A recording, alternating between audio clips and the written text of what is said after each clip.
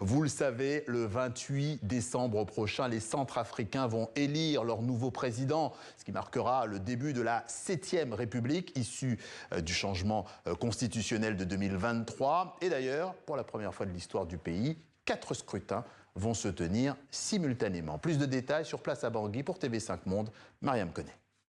Pour cette première journée, j'ai pu suivre le parcours de 2 des 7 candidats retenus par la commission électorale. Il y a d'abord eu Anissé Georges Deleguélé, tête de file de l'opposition, qui a fait du porte-à-porte pour rencontrer les habitants des différents quartiers de la capitale dès ce matin. Vous allez le voir sur les images, c'est quelque chose qui n'a pas manqué d'animer les rues de Bangui.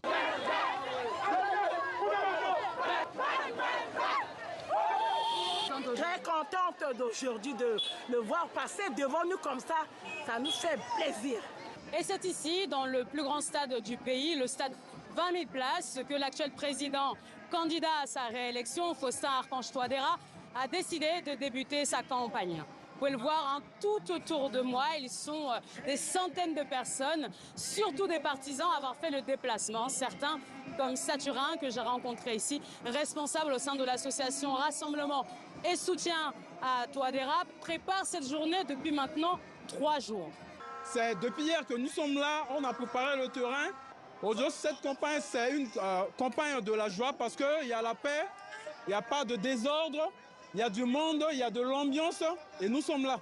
En parallèle de la campagne, des membres de la société civile ont lancé un site web intitulé « Surveille ton vote » qui se donne comme objectif principal d'apporter plus de transparence à ces élections. Nous avons créé cette plateforme au sortir d'un constat, les deux élections passées, 2015, 2016, 2020, 2021, il y a eu beaucoup de cas de contentieux et nous avons mis en place cette plateforme pour renforcer la transparence afin de minimiser les contentieux électoraux et rendre davantage transparent le processus.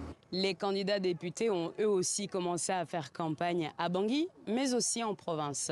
Ils ont tous à présent 2 semaines pour mobiliser absolument tout leur soutien. Pour rappel, les Centrafricains vont devoir voter le 28 décembre pour 4 scrutins différents en même temps, présidentielles, législatives, régionales et municipales. Une première dans l'histoire du pays.